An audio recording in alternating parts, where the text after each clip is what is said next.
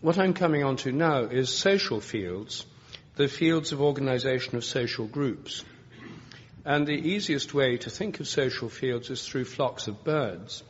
There we see a flock of starlings over Brighton West Pier in England.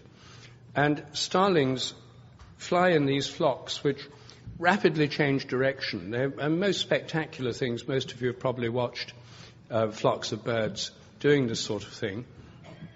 This has been a puzzle for scientists for a long time, because the way these fields work is that the individual animals move and change direction much too quickly for it to be explained just in terms of looking at their neighbors, seeing what they're doing, and responding to their neighbors just by watching them. It happens too quickly for them to do that. And the best computer models of flock behavior nowadays are based on magnetic field models, treating the whole flock as a field which works back on the individual members within it. And their position and their movement depends on the dynamics of the field.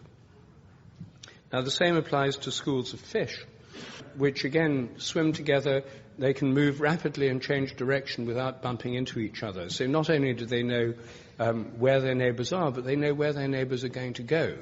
As otherwise, every time they change direction rapidly, they'd all bump into each other, and they simply don't. They don't do it by just watching their neighbors, not just a matter of feeling pressure waves from their neighbors. That's been shown in experiments. So I think all these things to do with groups of animals are field phenomena. And the fields that govern them, I suggest, are another kind of morphic field, which organize the group. Now, I think this applies to all groups of animals, including human families, social groups in the human realm, football teams, for example. It applies to wild animals which are social. It applies to social insects like termites and ants. The coordination of the colony of these insects with very small brains isn't in the brain, it's in the field that organizes the individual insects. And when it comes to animals like packs of wolves, what I'm suggesting is that the whole pack has a field. All the members of the group are connected through this field. When some of the members of the group go away and leave the other ones, the field doesn't break, it stretches. So when in a wolf pack they leave the young wolves, the cubs, in the den, usually with a babysitter, while the adults go out hunting, they may range over tens, even hundreds of miles.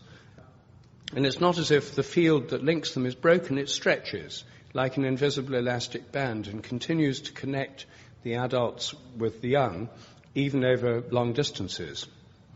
And because they're connected by these fields, I suggest they remain linked, so a change in one can affect the others. And I think that this is the basis of telepathy. I think it's a form of communication between bonded members of social groups that works through the field of the group. There's already evidence that wolves in the wild are telepathic with each other over great distances. There's an analogy to this in quantum theory. Quantum non-locality is the phenomenon whereby particles that have been part of the same system, when they move apart, remain connected at a distance, so that a change in one affects the other at a distance. It's sometimes called entanglement. And this provides a strong analogy for telepathy between separated members of social groups. They're together, they're part of the same system. When they move apart, a change in one is correlated with a change in another.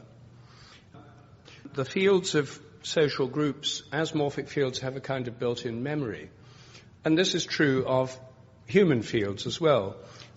In human families, the family has a kind of field, and the field of the family has patterns and habits within it. And this is something which is most graphically illustrated in a form of psychotherapy called systemic family constellations. This work, pioneered by a German psychologist, Bert Hellinger, treats the family as a field. And in the workshop, some of you may have done them. I know some of you have. Yes, indeed, there are one or two people here who actually lead these groups. What happens, for those of you who are not familiar with it, is that, say you're working on your family. You might be working on your family of origin, i.e. your parents, brothers and sisters. You pick people from the group to represent your father, your mother, your brother, your sister, and so on. Then you place them in relation to each other. If your parents were very close, you'd put them close together. If a member of the family was very distant and disconnected, you'd put them further away, sort of facing away from the family. People arrange the family in a way that seems to represent that family group. It effectively creates a kind of field of the family, and people who are standing in for members of the family often feel emotions that are appropriate to the person in that position in the family field. They sort of tap into the field.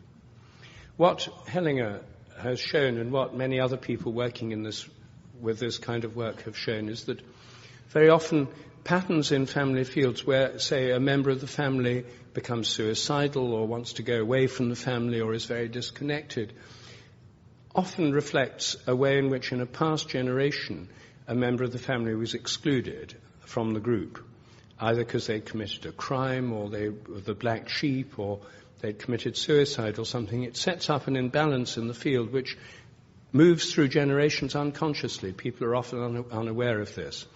And by going back to the generation where the person was excluded, including them again, by having someone to represent them, bringing them back in a group, it has a healing effect on the whole family field. It's a remarkable form of therapy. I've seen it work myself. My wife does it in a more ceremonial form than Hellinger.